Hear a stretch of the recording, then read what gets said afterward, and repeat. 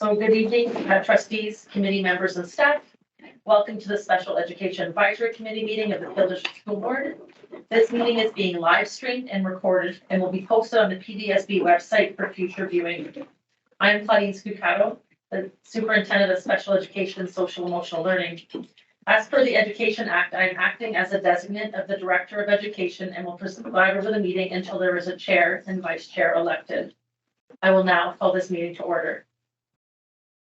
I would like to ask media to please play the land acknowledgement. The land upon which we work, live, and sustain ourselves is the ancestral and treaty lands of the Michizagig Anishinaabe, also known today as the Mississaugas of the Credit, the rightful caretakers and title holders of this land. We also recognize the rich pre-contact history and relationships which include the Anishinaabe and the Ongwe Hongwe. Since European contact, this land continues to be home to Indigenous and non-Indigenous peoples. As responsible community members, we value the diversity, dignity, and worth of all people.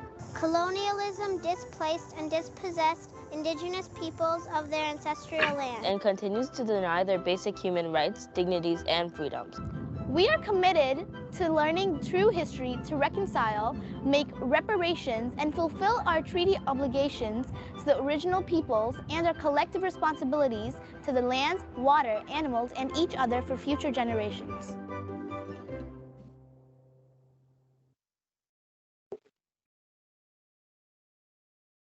Thank you. I would like to now call for approval of the agenda.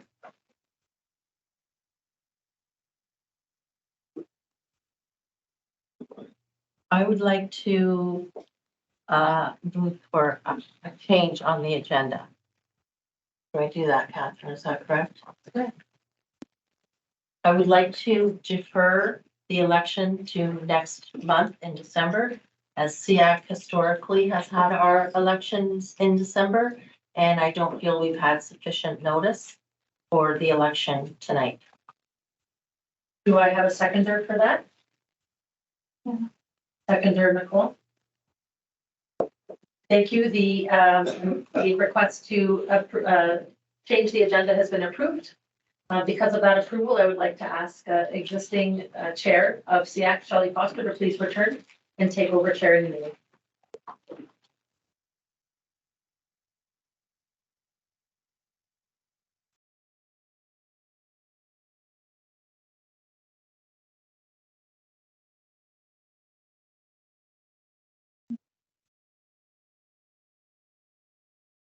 So welcome, people.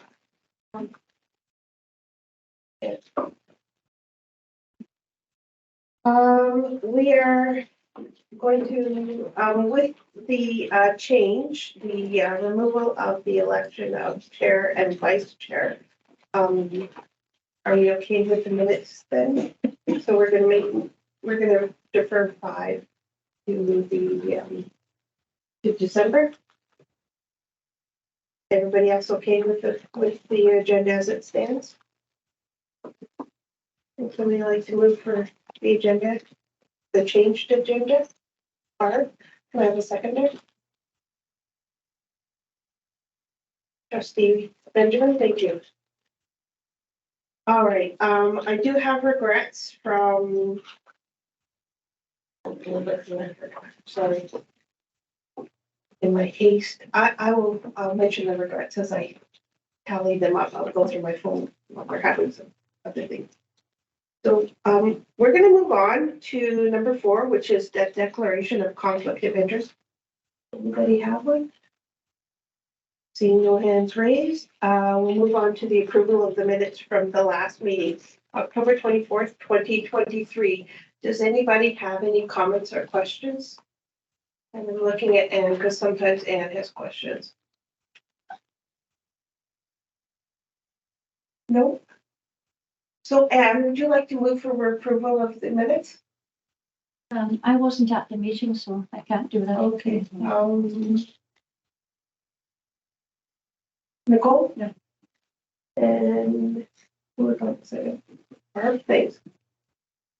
All right. Do we have any delegations this time?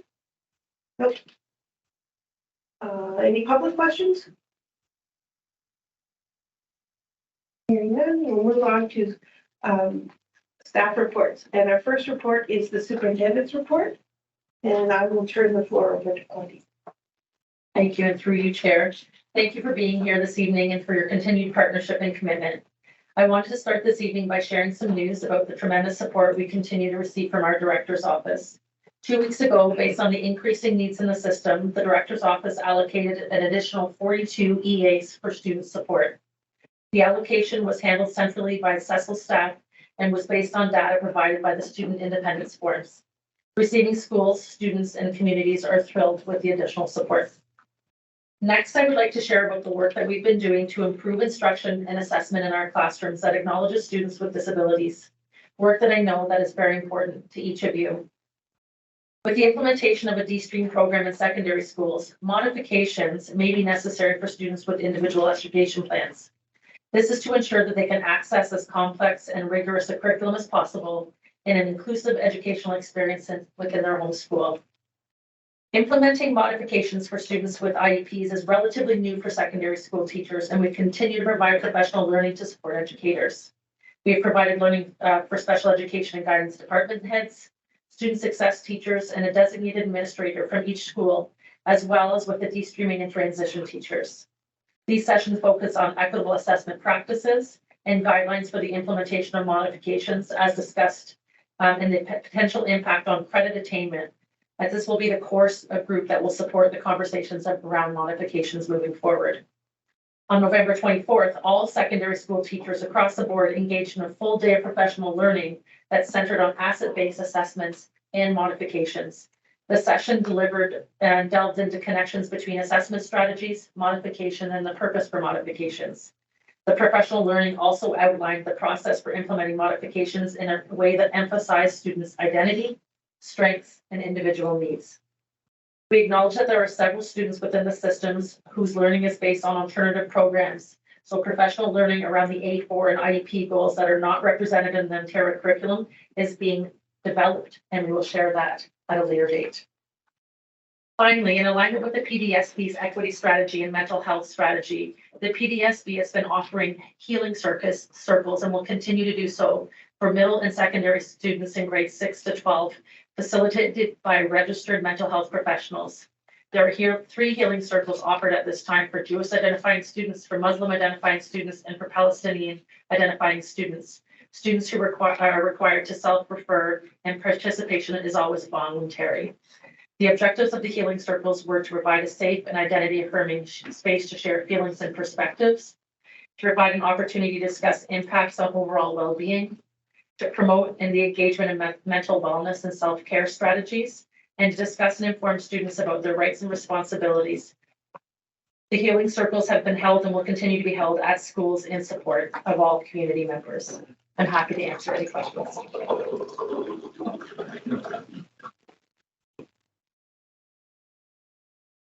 Does anybody have a question? I'd like to comment on the healing circles and say, oh, what a lovely idea. Oh my goodness. I can just imagine how supported everybody feels when they're, bonding with like-minded people. Oh. Congratulations on that. Thank you. Annie, would you like to move for receipt of her report? Okay. And Anja, would you like to second it? Sure. Thank you.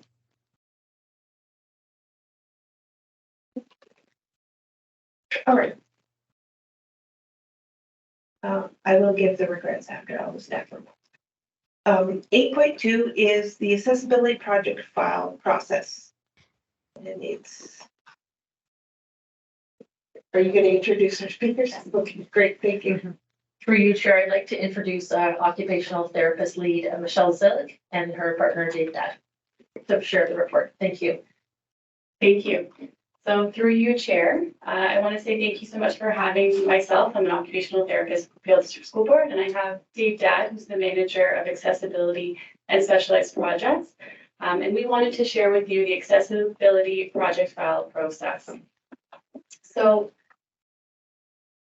there's 3 areas that we wanted to focus on. Number 1 is meet accessibility for Ontarians with Disabilities Act, the AODA compliance.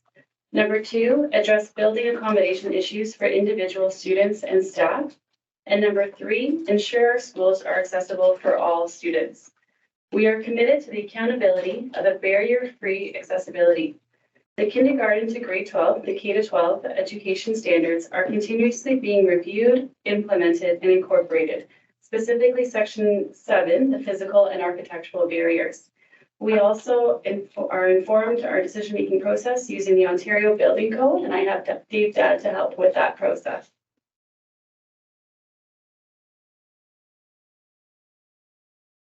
Requests for these initiatives are created using an online form that is available to all Peel District School Board staff. The types of accessibility project requests include, but are not limited to, automatic door openers, accessible entrances, accessible lifts or ramps, accessible washrooms, braille signage, elevators, building renewal modifications, outdoor spaces, vision and mobility, ALE rooms, so alternative learning environment spaces for de-escalation, gross motor, or sensory. The bottom 3 are new to this process as of September 2023. So prior to January 2023, the process for submitting an accessibility project file was completed via email from the school designate for various stakeholders with the maintenance department and special education social emotional learning department. To ensure accountability, this process has shifted to an online form in January 2023. The form was reviewed by multiple departments and includes questions pertaining to the area of need and a short description section. Pictures can also be included to support the process. So if you look at the screen, the school team would identify barriers impeding a student's ability to participate or engage in meaningful education. The school team then completes an accessibility project request form, which is on our internal site under departments and then under accessibility and specialized projects. The school team waits to be contacted by a committee member for next steps. For the review and approval process, requests are reviewed. So we have an internal sheet that we are able to review and look at on a weekly, monthly, daily basis. The members of the committee review the lists, and depending on our availability, Dave and Dad meet, I think, on a daily basis to review the requests, and then a larger committee meets on a monthly basis to review all of them together. And depending on the requests, we involve the superintendent of special education, social emotional learning, Claudine, and the assistant controller, maintenance services, Isabella Borowski. So we do have a priority rating system to help us inform our decision-making process. So this system is used to identify urgent requests, which may be impeding a student's ability to access the school environment in order to actively engage and participate in meaningful education. There are no priorities among disabilities as cited in the K-12 education accessibility standards. Accessibility requirements include the needs of students with any disability. There are various factors that may influence the urgency of the request, including site evaluation rating, costs, time frame, and vendors. Members connect with school staff and healthcare professionals to gather additional details and to always consider family, guardian, and student voice. Members also connect with vendors on the time required to complete the projects and associated costs, which may impact when the project can be completed. And so we have a priority rating scale from 1 to 3. 3 being the high priority and high urgent, so students not attending school due to physical barriers, and possible requests may be accessible entrances, lifts, or ramps, and we will work on those urgently as soon as possible, as soon as we are aware of the situation. A number 2 level would be a student is attending school, but significant barriers. Possible requests could be an automatic door opener, so impeding their ability to access specific spaces within the school environments, like a washroom. And then a rating of 1 would be student is attending school but cannot access all locations of the school building, and a possible request could be an alternative learning environment space. So for next steps, the approved projects are communicated to schools via email. The accessibility team begins the process of obtaining permits, architect specs, contractors, whatever is needed to get the project completed. And depending on the nature of the request, work may be completed during or after school hours. And then projects are typically completed by the new school year. So I just want to highlight who's on the accessibility project file committee. So there's the accessibility and special projects manager. There are coordinating principal of special programs, north and south, an occupational therapist, the superintendent of special education, social emotional learning, and the assistant controller maintenance services. This online process has resulted in increased collaboration between the special education, social emotional learning department and the maintenance services department to improve accessibility in our school environments. It is also important to highlight that we are continuously involving the voices of parents, students, and school staff. For roles and responsibilities, so for the accessibility and special projects manager, they review requests on a weekly basis, if not daily, site visits and discuss requests with the school contact, connect with vendors and the maintenance department. The occupational therapist reviews requests on a weekly or daily basis, connects with school teams, connect with vendors, reviews documentation from healthcare professionals. The coordinating principal of special programs, we have a north and a south that are part of the committee. They review requests with committee members on a monthly basis, and they provide status of requests, so approved or not approved, based in consultation with our superintendent of CESO. The members of the committee must meet on a monthly basis, and this is required for approval, review progress, implementation, and timeframes.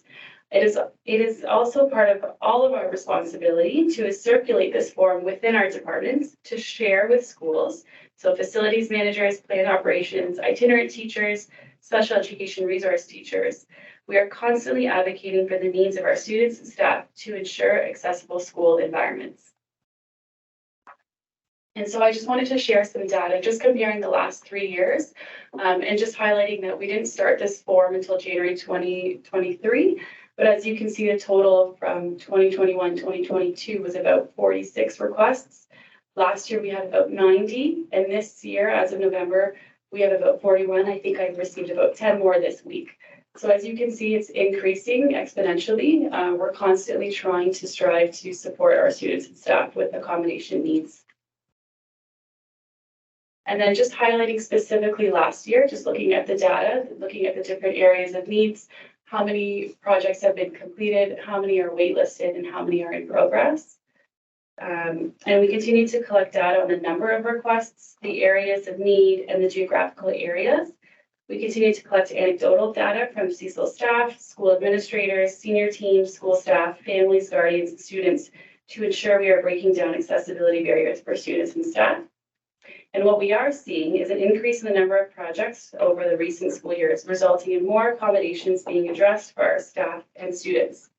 The partnership with CECL department and maintenance department is constantly evolving while centering the voices of our PDSB staff and students to create barrier-free environments. And this process holds us all accountable to promote full accessible environments in our schools.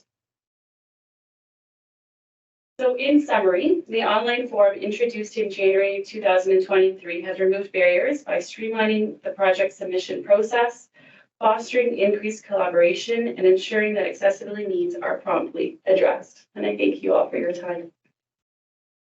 Are there any questions? I think we're gonna start with Trustee Benjamin, then we'll go around and we'll come back here. Thank you for your project report. In fact, I just got an email this morning from a principal connected with this subject. And it was an answer to my question to the principal, because maybe 2 years ago, they needed an elevator. It's a K-5 school. They needed an elevator because of the student with using a wheelchair. And then of course COVID came and all this things happened. So I just wanted just an update, and then he said, okay, that is not required, but I have many other requirements, and a list was sent to me. So the principal says that there are students with mobility issues, and they require an elevator. They need to update the ortho washroom with a shower. And they also want a health room. And on parent-teacher interviews, there were families, like parents with accessibility issues, that would warrant the need of an elevator. So So, I mean, you have given us information of the process that we have to follow. So what I'm going to respond is to the principal to get in touch with the coordinating principal of this and CC the superintendent. So the school can complete the online form. They should be aware of it. We have been circulating it with our schools. Yeah. And they can fill out the form and then that comes to Dave, Mr. Dad and I, and we review those requests. Dave, I don't know if there's anything else you'd like to add. Yeah, through you, Chair, I could add some information on elevators. We currently have 16 schools that require an elevator. One of them is under construction, so when that is finished, we'll have 15. The process for elevators was we evaluated every school. We started with 25, I believe it was. We evaluated them based on criteria that was received, the SVI, the number of students, projected enrollment increase, projected enrollment decrease, the number of special classrooms like libraries, science rooms that were inaccessible on the second or third floor. We had one school that you probably think is a two-story school, but it had a 4-stop elevator and there was a 5th level that we could not meet with the elevator. So sometimes it's not simple. Elevators, we have to follow the public sector procurement process. These are old buildings in many cases, and they're very invasive to install. We require an architect. We have to do a design. We have to apply for a building permit. Building permits can take 6 months the way the city, there is no urgency to our applications over anybody else's when it comes to permits. And it's a long process, but we have evaluated the schools and we are doing it based on the evaluation. If there are points on our evaluation criteria that we're not aware of and we're made aware of, we could possibly adjust the rate. But they take a year to plan, almost a year to build, and we're working towards getting them done in all of our schools. That some of the schools, there's one school that will be very difficult and probably impossible to build an elevator in, right? Just because of the way it's built. So we are aware of them and have tried to use a process to be equal in our planning schedule. Thank you. And the time period, as you said, may take anything between 2 to 3 years if they have to have an elevator installed there. That's the process. Okay, thank you. Thank you. Did you, is it okay, Bartles? Do you have a question? So we're gonna move. Yeah. Okay, go ahead. Most people will. I was just wondering, are any of the new schools built with at least some of these accessibility items already in them? Like an elevator, why can't you just put that in a new building? I mean, at some point, someone's gonna need an elevator. Through you, Chair, the new buildings are built according to the Ontario Building Code, which requires an elevator, requires universal washrooms. So new schools are not an issue. But the code does evolve, but it's the older schools that are the 16 that are without an elevator. New schools have most of these fitments, but the code does change.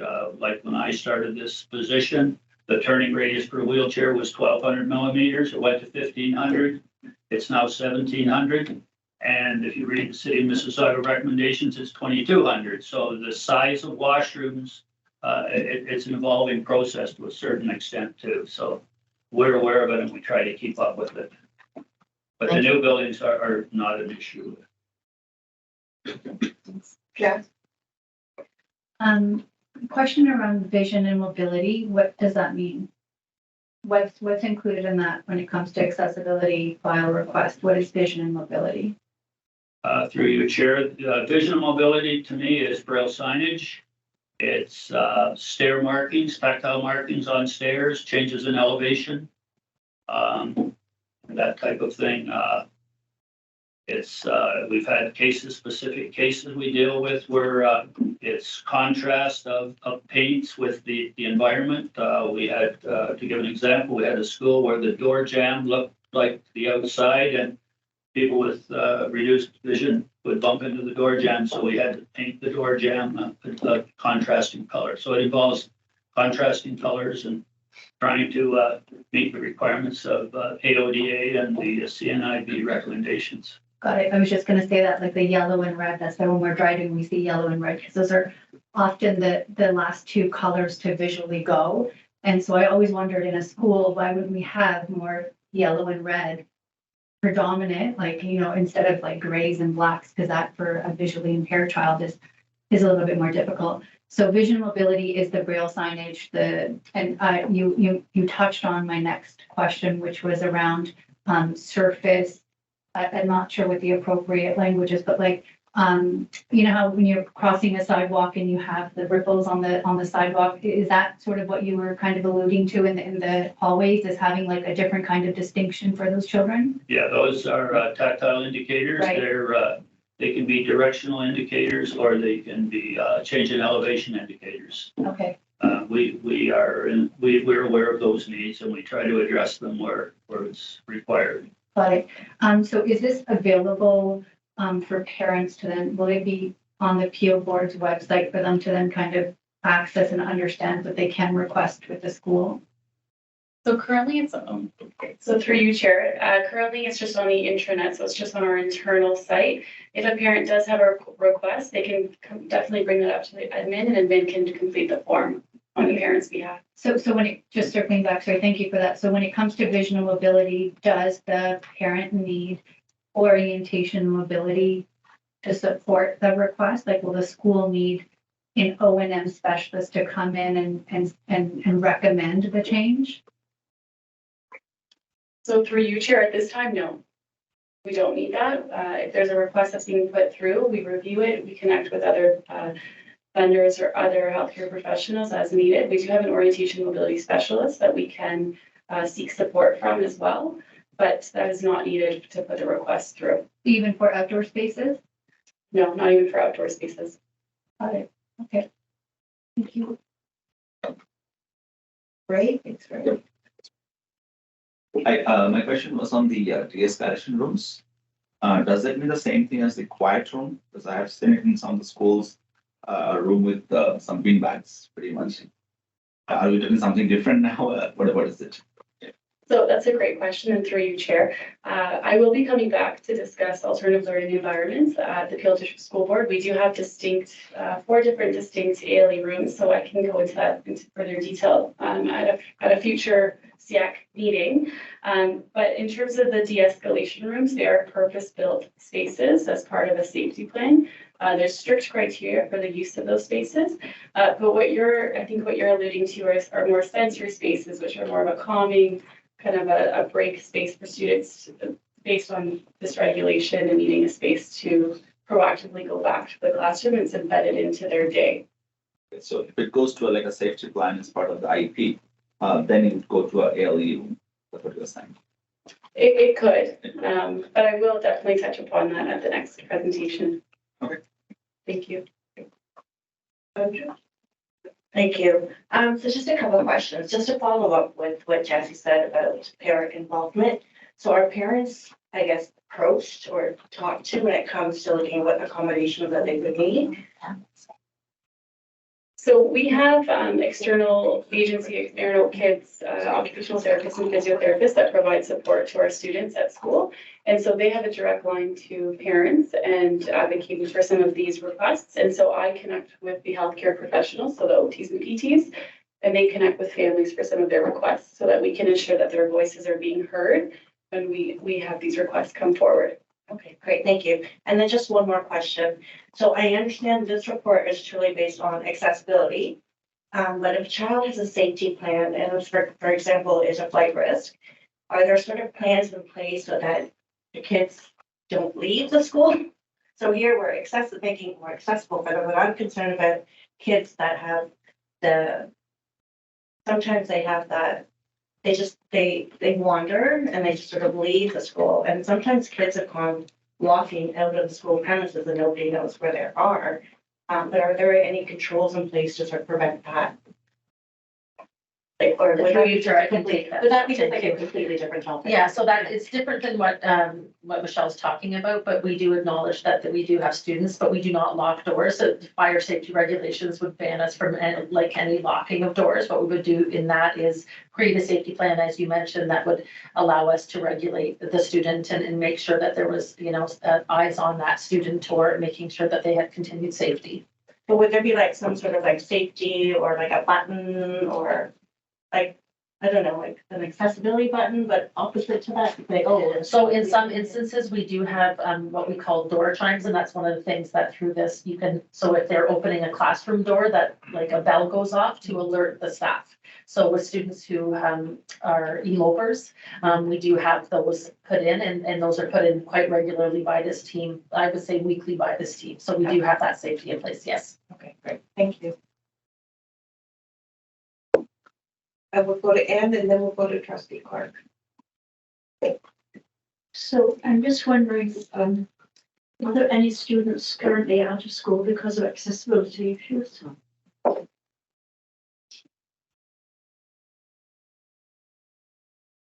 I don't know if this is a through you, Chair, through for Claudine. From me, from what I know, I can share that there could be students not having the mobility devices that they might need to come to school. And so that's another whole process that we're helping support them to come to school and using our internal board storage equipment to help them come to school. And through you, thank you for the question. We do have some students, because of accessibility with washrooms, that aren't able to access their home school location. But what we have done in those situations to ensure that they have continued learning is move them to another school location that's outside of their home school and provided transportation while we're able to put in accessible washrooms and things like that. Trustee Clark. Thank you, through you, Chair. I noticed, let's see if I can find this thing again. On the comparing school years chart for 22 to 23, under ALE rooms for de-escalation, it has 7 and then 2 incorrect. What does that mean? Through you, Chair, thank you for bringing that up. Thank you. The request was just made under the wrong heading. So it wasn't a de-escalation room that was requested. It was actually a sensory or gross motor room that was requested. But I just wanted to highlight that it was put under that area of need. Okay, thank you for this. This is it's nice to see putting so much effort into ensuring that students have full access. Thank you. And we have another question from, sorry, are you done, Jeffrey? Sorry. Yes, I'm done. Okay, thanks. Sorry. We have a question from trustee Elms. Hello, thank you, Chair. Not much of a question. I just really wanted to thank staff for the fulsome report. I found it to be quite informative and just wanted to underscore my appreciation for the work. I thought it was great. Thank you. Okay, so I do have I have a question about a building renewal. What exactly is entailed in building renewal? It's like you go and you look at the old buildings and they're undergoing some sort of renovation or renewal. When you're doing that, you're looking at all the accessibilities? And the reason why I'm asking this is because what I'm noticing is that our hearing impaired kids and the management of spaces, the audiological management of spaces is still largely being ignored. And when you consider that kids, when they're in school, a lot of their learning is incidental. They're learning how to interact socially with other kids. They're learning how to create sentences. They're learning how to use language, and often our kids with hearing impairments are language delayed. So the access to that rich language that you get when kids are interacting is crucial.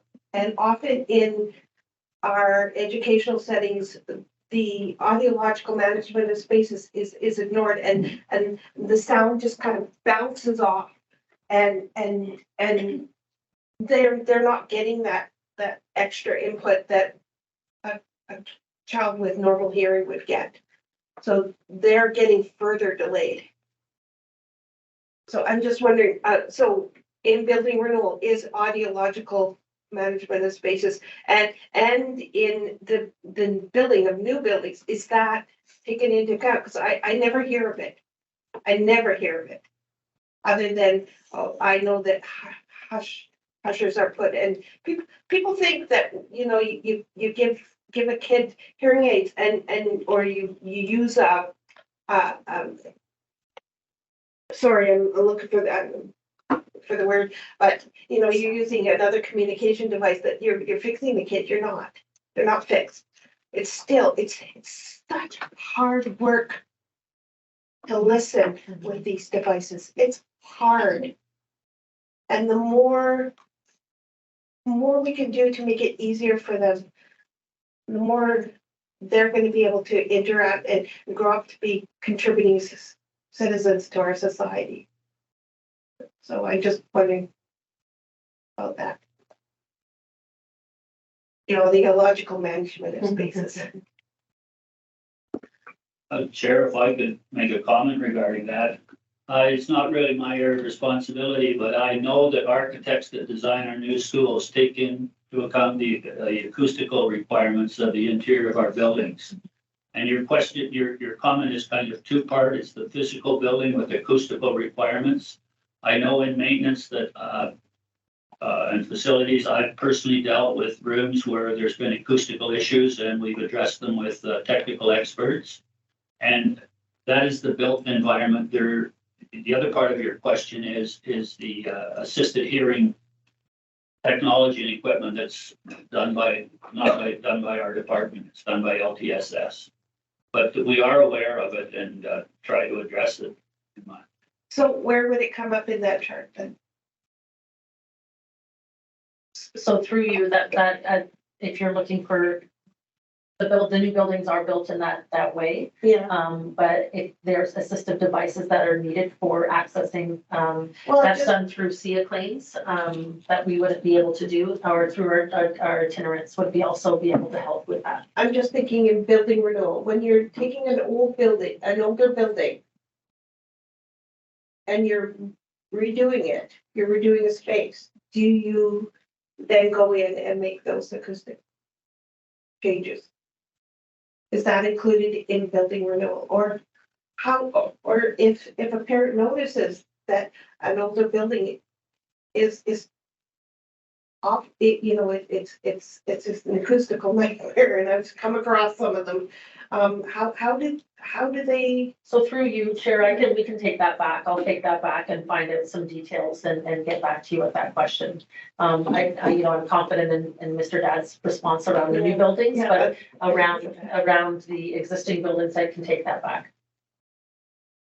Through you, Chair, I could comment that in existing buildings, I've investigated classrooms where there's been acoustical issues and brought them to the attention, and we actually have one on our list for improvement. I appreciate that. Yeah, thank you. Trustee Benjamin, you have another question? I was actually going to ask this question in number 12 on the agenda, but since it's connected to a student who's deaf or the hard of hearing, it's a new family who's just immigrated, and I got a query that the child who is hard of hearing, what are the facilities available, and does he go to a special school where all these facilities are provided, or he goes to the nearest school, and it's going to start, I think, grade 1. And so I had absolutely no idea, and I thought maybe Superintendent Skukata could just give me some information. Thank Yes, you. and through you, I would ask that you have the family connect with coordinating principal Jeff Bertrand, who has deaf and hard of hearing as a part of his portfolio. We would certainly like to welcome that family and see if they're able to be, welcomed into their home school, but depending on the level of need and what the needs are of the student individually, we would have that conversation with the family and with our itinerant teachers, our hard of hearing itinerant teachers. So Jeff Bertrand, please email. Thank you, Jim. Did they not go to We Welcome the World? Are they new Canadians, sorry, new to Yeah, Canada? new immigrants to Oh, Canada. Of oh, course, they sorry. go through the. So they go through out in the world who will do the part of the screening and with it, with our itinerant, sorry, I didn't get that part of it, I thought they were just new to Peel. So just for my information, so suppose there are students in Brampton or in Caledon, so they go to the Caledon schools and these facilities or these supports are provided to the students based So on it their depends on the needs. level of hearing loss they have and what the specific needs are of the child. So each case is done, each student is taken on a, based on their needs, and that will be in conversation, and we'll have a transition meeting and that'll all happen. All right, thank you so much. Thank you, Chair. Any other questions?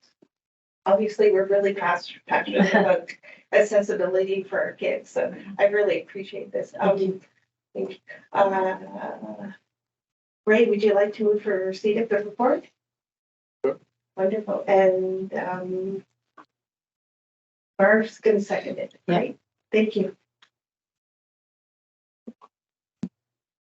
So through you, Chair, I'm just going to allow Michelle to go home to her very young family. So thank you for being here. Thanks for being here, Dave. Yeah. Thank you. Thank you, Michelle. All right.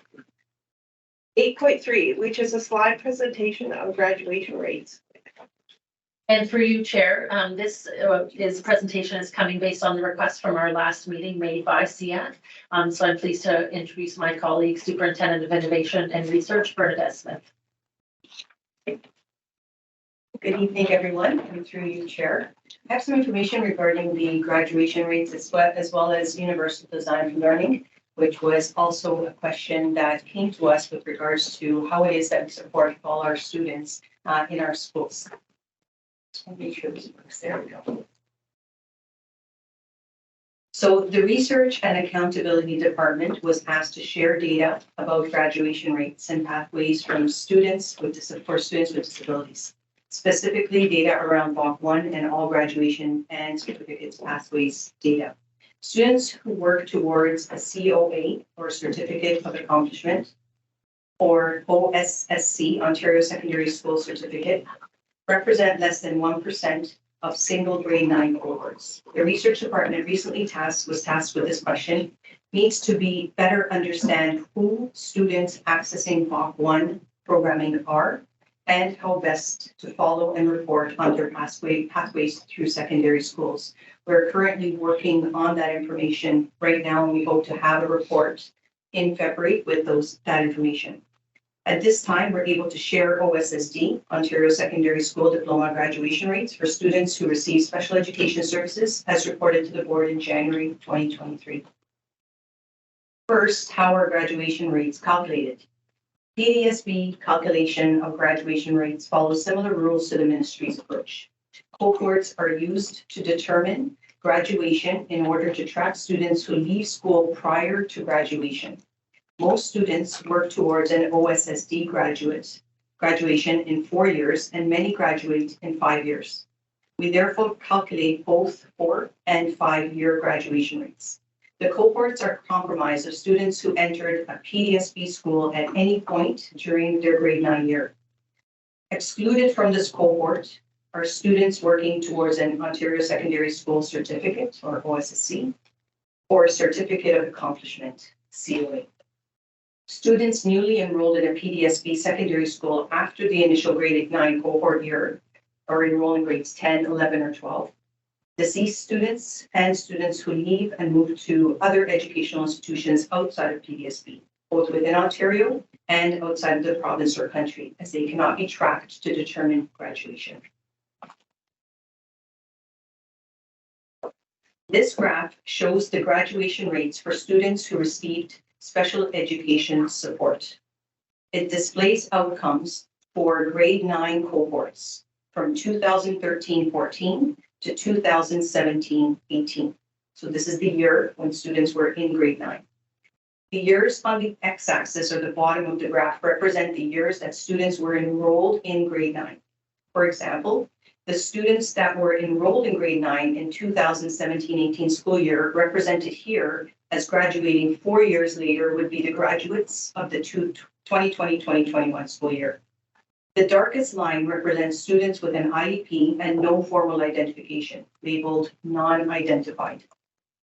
The mid-color green represents students who have a formal identification, excluding only gifted, labeled identified. And the lightest line represents students who do not have an identification or an IEP, or identified only as gifted, labeled non-SWSEN, which is students with special education needs.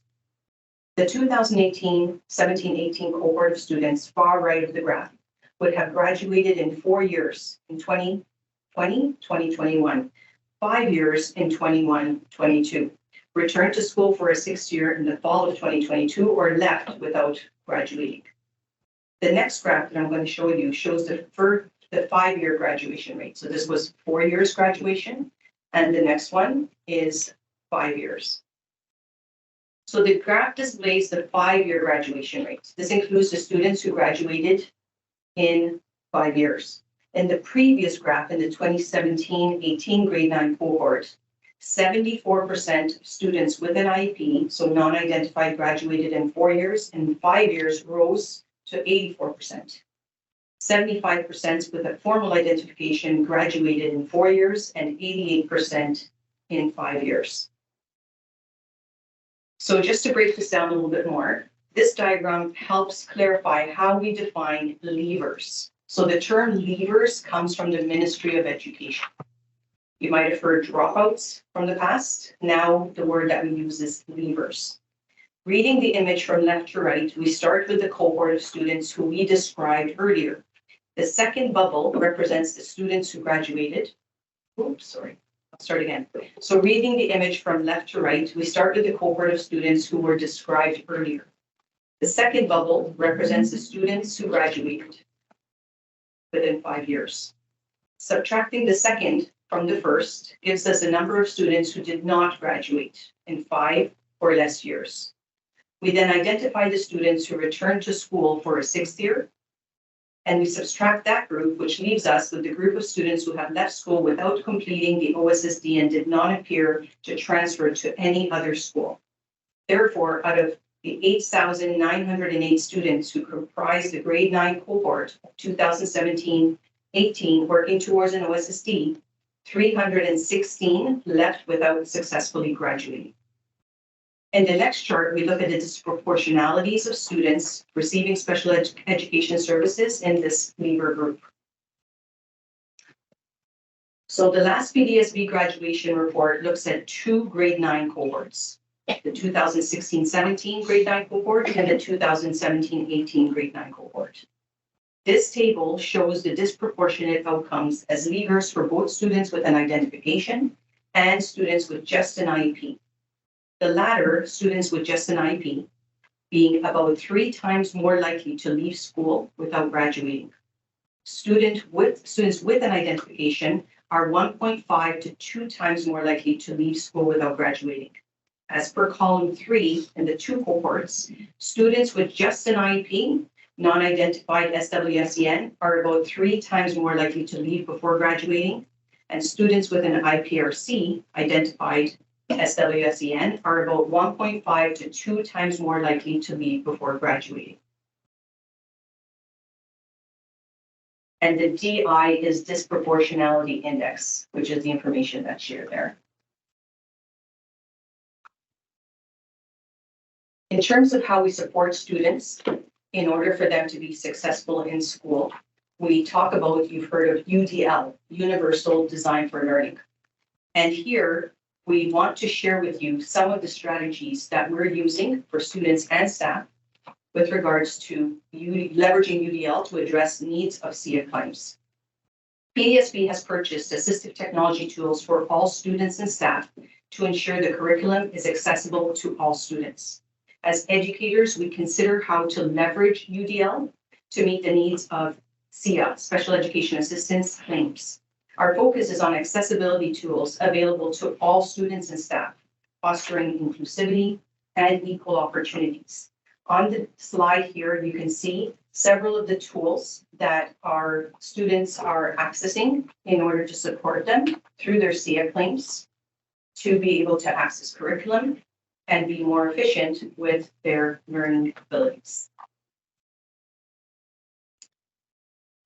Here, we're going to talk about a bit about leveraging UDL to address needs of SEA claims for students. So PDSB's proactive approach ensures that a range of assistive technology tools is available to all students and staff. This commitment reflects a dedication to creating an inclusive learning environment where technology is a tool for accessibility, not a barrier. Students with approved SEA devices such as Chromebooks or iPads receive additional support. Our assistive technology resource teachers, which we call ATRTs, provide training sessions, empowering students to effectively utilize technology within the classroom setting. This personalized support enhances the student's overall learning experience, fostering independence and confidence. Leveraging UDL to address needs of SEA claims now for educators. We recognize the crucial role educators play in fostering an inclusive learning environment for all students with SEA special education claims. PDSB educators have the opportunity to engage in co-planning and co-teaching lessons to provide targeted support for students who have received their new SEA devices. This collaborative approach ensures that the integration of assistive technology aligns with the instructional goals and individual learning needs of each student according to their IEPs, and cultivates a culture where every teacher is equipped to meet the diverse needs of their students. The Assistive Technology SharePoint platform hosts a variety of resources allowing educators to independently learn how to integrate accessibility tools seamlessly into their classrooms, promoting autonomy and professional development. ATRTs, Assistive Technology Resource Teachers, offer regular professional learning, individualized as well as to collective group opportunities, equipping educational assistants and educators with the knowledge and skills to effectively utilize PDSB's accessibility tools. We leverage UDL to address needs of SEA claims for families as well, and you can visit www.pdsb@at.net. And there you will find the public-facing resources for students and families to learn how to use accessibility tools to access curriculum. We also have our Empowering Modern Learners team. EML is affectionately used for Empowering Modern Learners, and we've now coined this equation, EML equals UDL, Universal Design for Learning, plus CRP, which is the responsive and relevant, culturally responsive and relevant pedagogy. The Empowering Modern Learning vision of Peel District School Board encapsulates a transformative approach to education that combines two pillars, UDL and CRP. UDL ensures that educational experiences are accessible and inclusive for all students by accommodating diverse learning styles, preferences, and abilities. CRP recognizes the importance of integrating culturally diversity into the curriculum, fostering an inclusive environment that reflects the varied backgrounds and experiences of our students. Together, these elements create a dynamic educational framework that not only addresses individual learning needs and variabilities, but also promotes a sense of belonging and cultural understanding among students. The integration of UDL and CRP in learning spaces forms a powerful combination that emphasizes inclusivity and cultural responsiveness. When applied together, these frameworks provide learners agency and ownership over their educational journey. Here, you could see a document that you will have access to as well. What is UDL? And it focuses on eliminating barriers, honors learner variability, and provides learners with agency and ownership. And these are the types of resources that our Empowering Modern Learning team use when they are working with educators, as well as our assistive technology resource teachers, to offer opportunities for multiple means of engagement, multiple means of representation, and for action and expression for students. Writing teams incorporated in Universal Design for Learning into the PDSB Empowering Modern Learners vision, demonstrating a commitment to inclusive education. And this commitment was reinforced through the creation of knowing and doing guides, utilizing case studies and system-wide mandatory professional learning with a dedicated D2L, that's desired to learn, bright space shell for ongoing UDL and EML education. So this means that there's a lot of resources that are available for our educators that they can access, as well as read on their own as through an asynchronous method, or view videos, again, through a UDL design, or access actual resource teachers to work with them directly in their classrooms.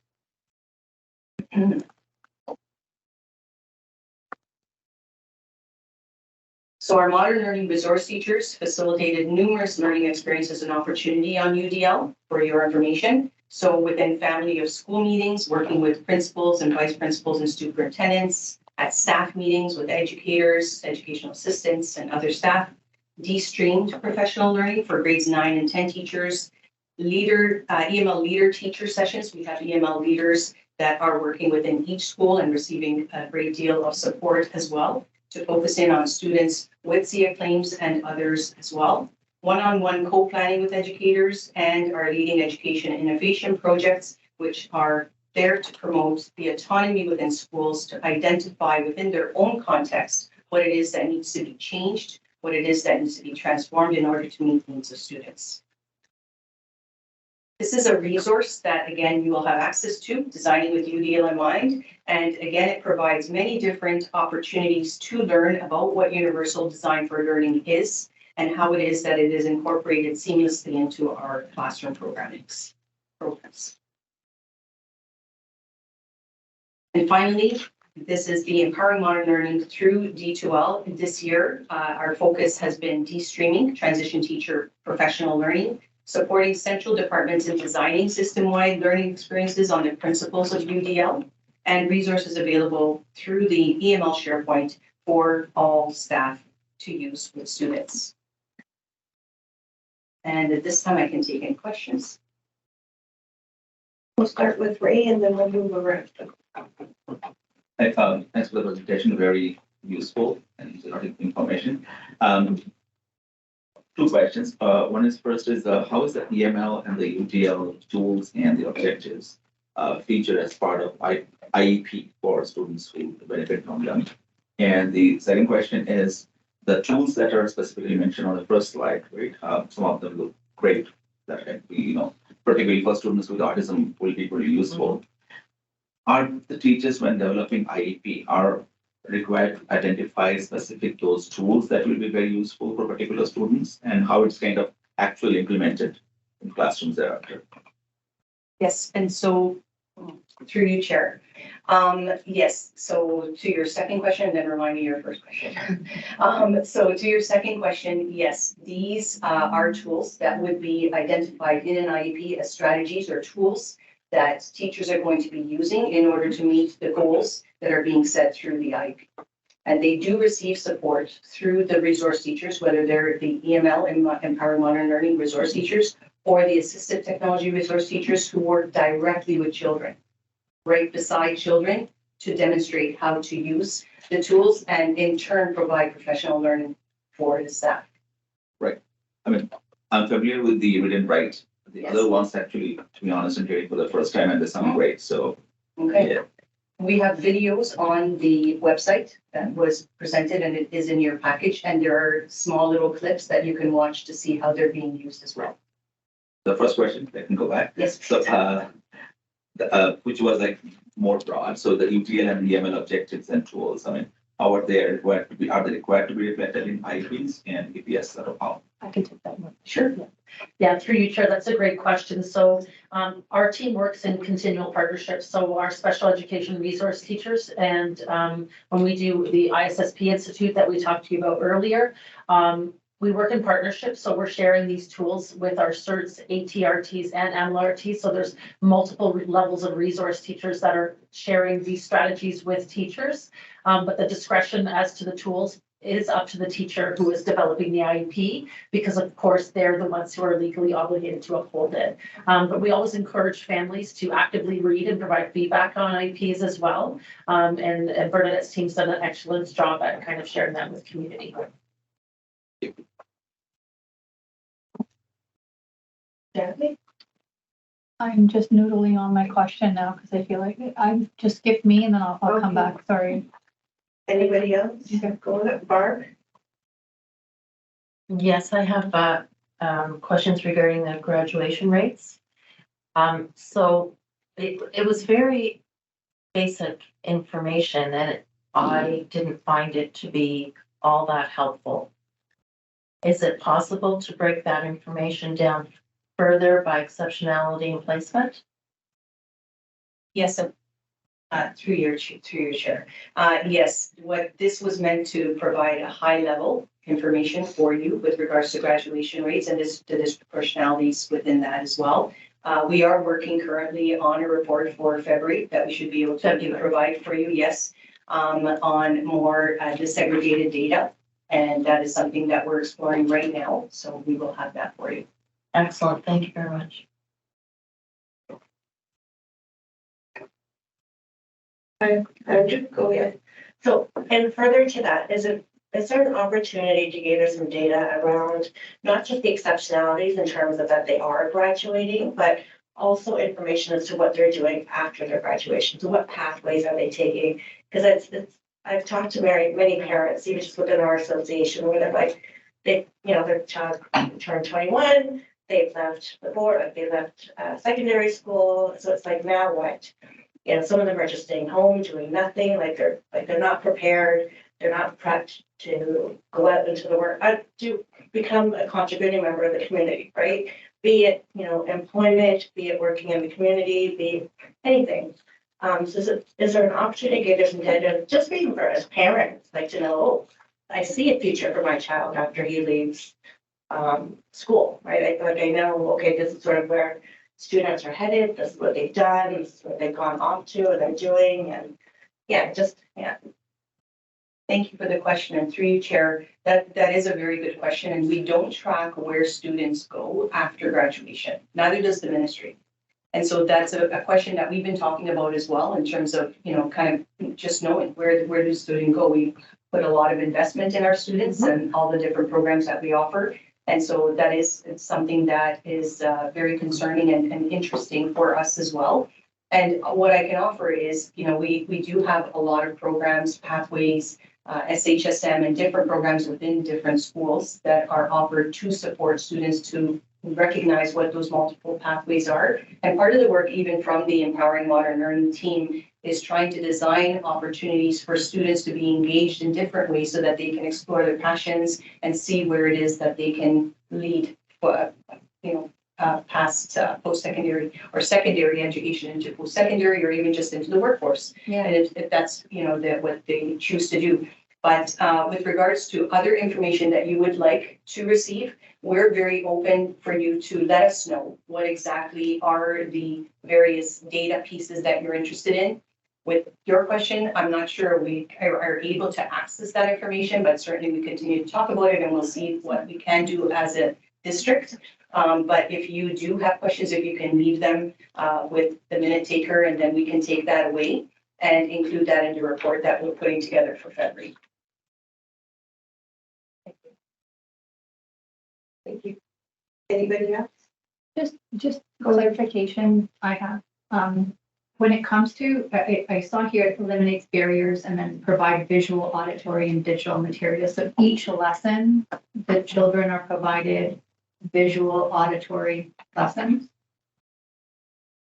Through you, Chair. Thank you for the question. So you're referring to Universal Design for Learning and the various options that students can access the learning. That is the framework that we provide and build the capacity of teachers to use in order for students to have those various entry points into learning. So we continue to work with many teachers in order to start to implement those strategies, and many already are.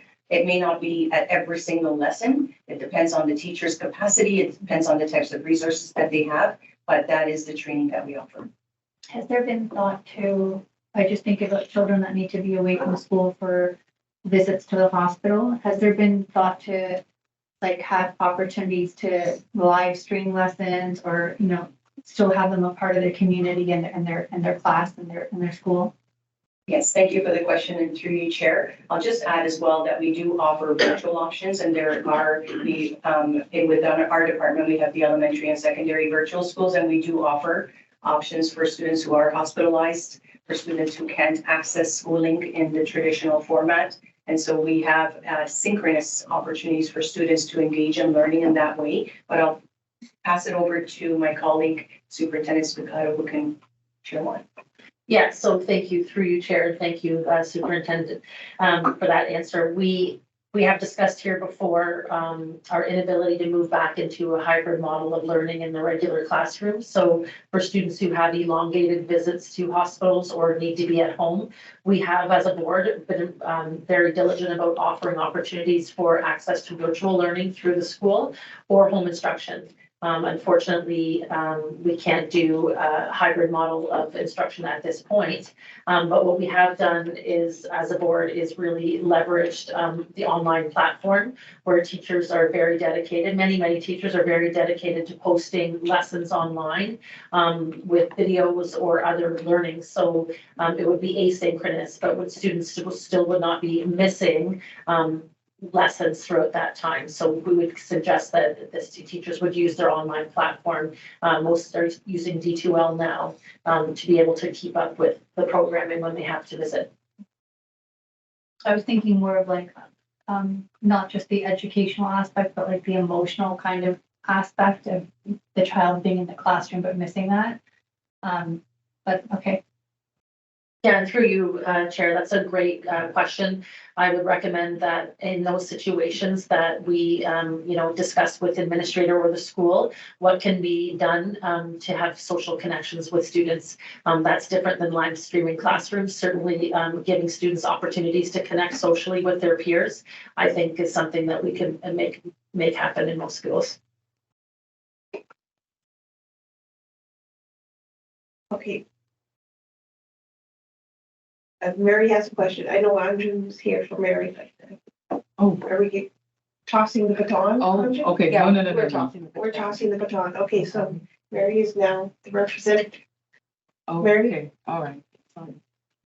All right. I apologize to you, Chair. I didn't realize that.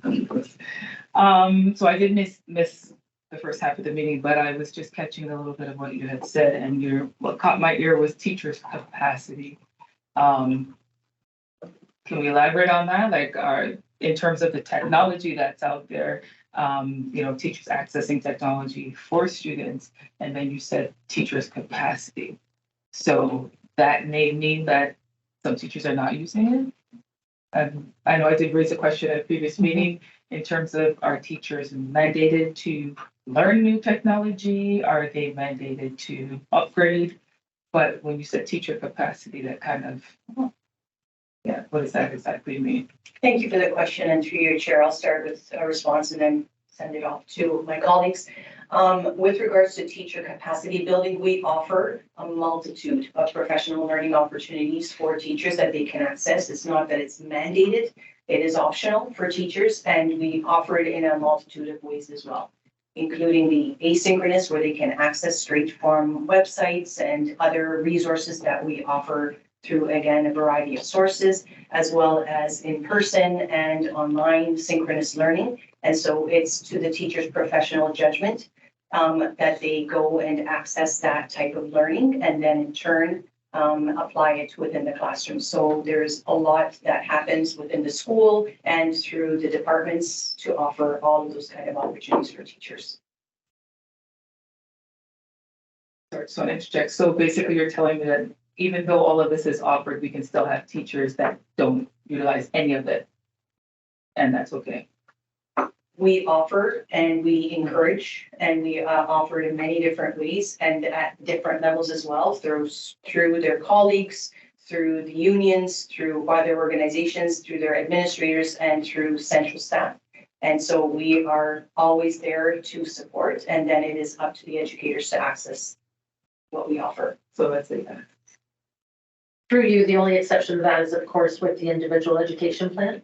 If the individual education plan does share instructional or assessment accommodations that include access to technology or programs, then they are required to ensure that's implemented through the plan. And also, just to add through you, Chair, then we have our assistive technology resource teachers who are very aware of each and every student who has equipment. And they in turn go into the classroom, work directly with the student and with the teacher in order for them to build that capacity, in order to support the student with the different technology and resources that they have through their SEAC claims. But I'm sure, as we all know, that not everyone uses it after that. You know, the individual comes in and shows them how to use it, but it's not always being used after that. And is there some way that that is monitored besides that person that comes in once in a while just to train? Like, there's no real oversight, is there? Well, through you, Chair, I have to say with the assistive technology resource teachers, it's not just a one-off. We don't procure services externally. We used to do that. This year, we have gone entirely with our own internal staff, and they're working directly with students, and they develop a relationship with the student. They develop a relationship with the teachers, and we use the phrase, necessary for some, good for all. And so what we're working on with our assistive technology resource teachers is, as much as they're directly supporting the use of technology or whatever resource with the student, and then helping the teacher to understand how to use that technology with the student, for instance, then that capacity of the teacher is then used with other students in the classroom as well. So others benefit from what's necessary for one student. And then they revisit. It's not just one meeting, and we have one assistive technology resource teacher assigned to each superintendency. So they get to know all of the students that require the assistance, and they continue to meet with those students to ensure that they are using the technology effectively.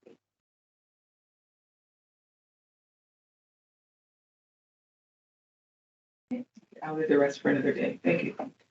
So, anybody else have a question? Nobody online? So would you like to proceed as a report then, Mary? And Nicole, would you like to second it? Yes. Okay, great, thanks. All right. So that is the staff reports, and I did promise regrets at some point. I did receive regrets from Dorothy Petty, Kevin W., Jennifer Knight, and Leanne. Sorry, Leanne. Mallet. Yeah, Kevin Mallet. Sorry. I'd also like to point out that we haven't seen the representatives of Salvona AstraZeneca Circle support. This is the third month. We haven't seen them. Have they been receiving the emails? Yes. Are they aware of the 3-month rule? They are, but we will send them another letter. Because next month we would have to vote to, if they don't show, right? Okay, just a heads up. Okay, thank you. Number 9 is communications. I don't have any. The chairs haven't received any written questions from committee members. Do we have any reports? Nope.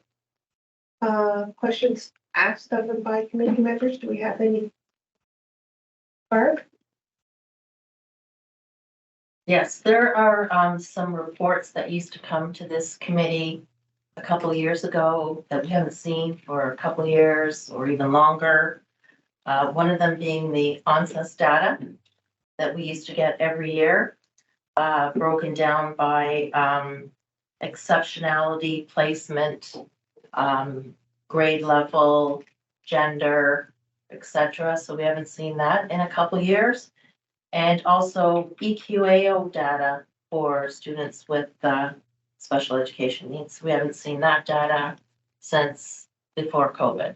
And I know that the students are doing EQA now, so I think that that data can come back to SEAC. Thank you.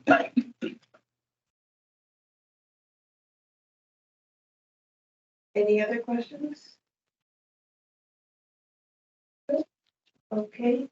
Committee member motions for consideration. We have a question online. Oh, we have a question. Oh, sorry. Yeah, that's okay.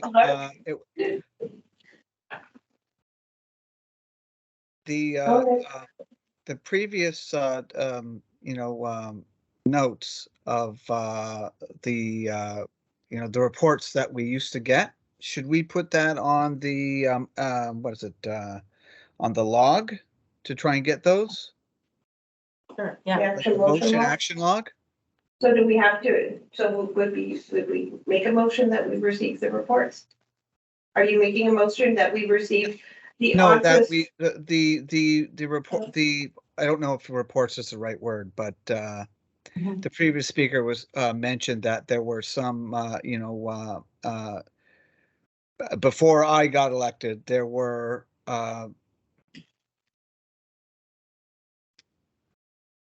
reports about, Yeah, yeah. should we, I'm not asking to, to receive something that I haven't received. I'm just wondering if we should put the request to have those, That would be a, come that back would to be a us motion. in the action That log. would be a type of thing? motion, yeah. That would be a Oh, okay. motion that we can put on the action log, yeah. Did you?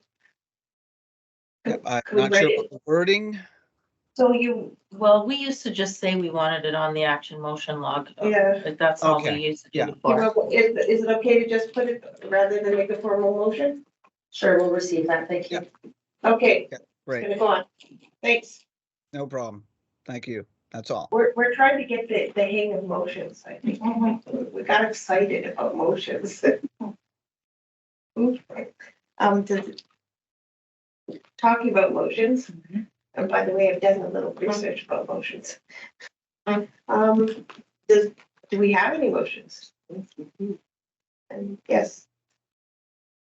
Is this the point with Number 14. number 14? Yeah, we were, get the motion read, and then we get the motion seconded, and then we have questions. You just have to put the name for a second, because it's just a. Okay. What's the notice of motion at 14? If we have a motion, if somebody has actually written a motion, where does that go? 14. 14? We talked about Next it last. item. 14 is a notice. A notice of motion, but Did did we just receive talked it about it last. at the next meeting? next Okay, okay. Go ahead, Mary. Okay. Okay. So through your chair, this is kind of a continuation. We had a discussion last meeting, and then it was asked that we make a formal motion, I guess, to take away. So I'm just going to read it out, a little lengthy. So measuring student success seems like it should be a fairly straightforward endeavor. For those students who graduate with an OSSD and have the prerequisites to apply to university, college programs, it is. The PDSB has a research and development that can do that. But what about the students who do not have such a linear pathway to post-secondary opportunities or pathways that we typically think about for most students? What about students with disabilities that aren't able to reach the same academic achievements as their peers? Where do they go when they graduate? Because diagnoses don't always present the same way. Some students are streamed into different programs with different results, but outcomes remain the same. No one knows what they are. Before the Vocational 2 program was removed and de-streaming was introduced, those students had a variety of diagnoses, and some of them fell within the parameters of intellectual disabilities, and some did not. Some would graduate with OSSD and gave them the prerequisite credits to attend diploma granting college programs, and some did not. Some would enter the workforce upon graduation, and some would not. The data that was made public was the graduation rates based on the OSSD, not the outcomes that followed. For students in VOC 1 level working towards an OSSC, the outcomes are even less clear. As the vast majority of those earning an OSSC do not continue their education to post-secondary, and many have not gained the necessary or competitive employment skills. The question becomes, where did they go? The same thing can be said for those earning a certificate of accomplishment. Students who age out of the system in June of the year they turn 21 with less than 14 credits, typically 0. Where did those students go after graduation? Here are some statistics that need to be shared in order to set the proper context for the situation. 96% unemployment rate for adults with an intellectual disability. There's 87% unemployment rate for adults with autism diagnosis. That's Stats Can 2012. Average cost of a day program with 5-to-1 support in the Peel region is about $24,000 a year. The average cost for a day program with a 1-to-1 support in the Peel region is about $50,000 to $70,000 a year. Average funding for a family that they receive is $5,000. When we only track the outcomes for students who graduate with an OSSD and are moving on to post-secondary education, we are clearly stating that only those students that can achieve at this level are of true value to prove that the education system is working properly. We create a two-tiered system that puts a high value on one outcome and a low value on another.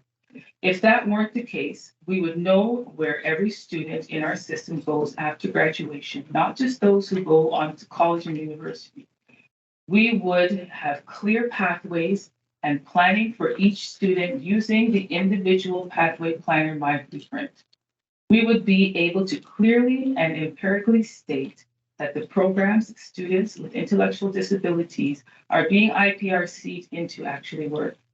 I hereby raise the motion that the PDSB be able to provide outcome data for those students with intellectual disabilities to prove that the system that is currently being administered services the best possible opportunities for arguably the most vulnerable population of students. I'm going to read that again.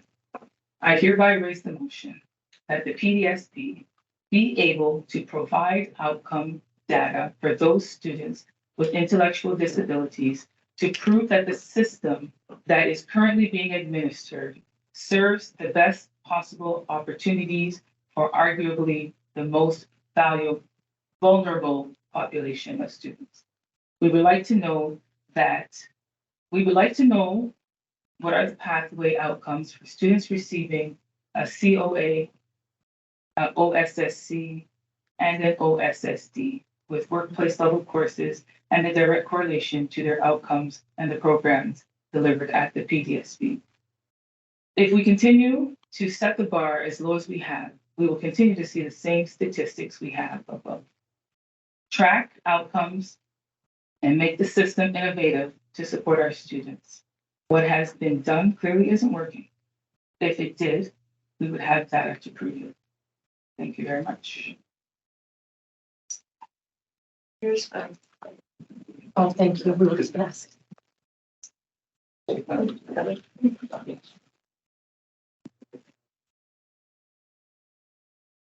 Thank you.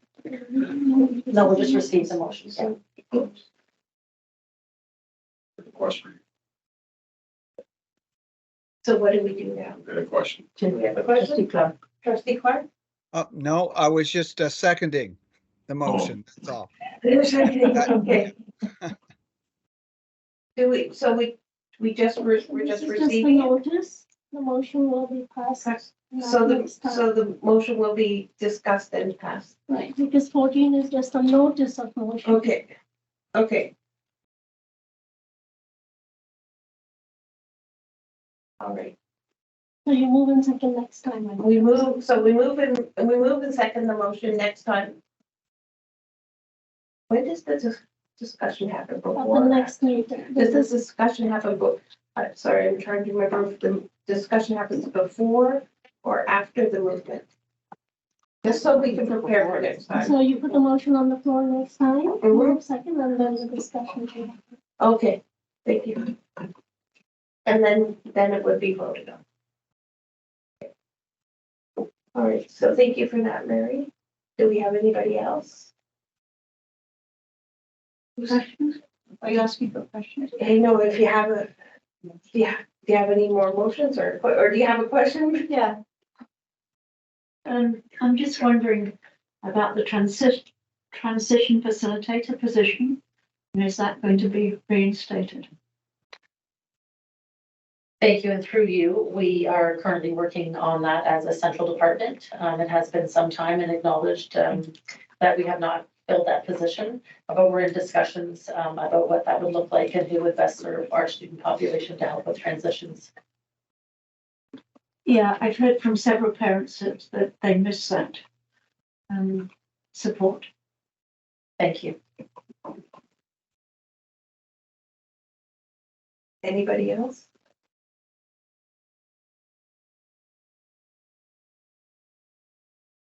All right, number 15 is the motion and action log. 15.1 is, again, Jennifer.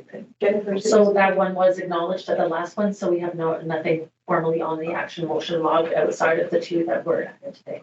Okay, wonderful. Then we're going to move to adjournment again. I thank everybody for your participation, and as we grow and move forward with the Peel District School Board. Would somebody like to move for adjournment? Thank you, Trustee Benjamin. And Barb, would you, who's going to second it? Trustee Clark. Trustee Clark seconding it. Thank you, Trustee Clark. Thank you, everyone.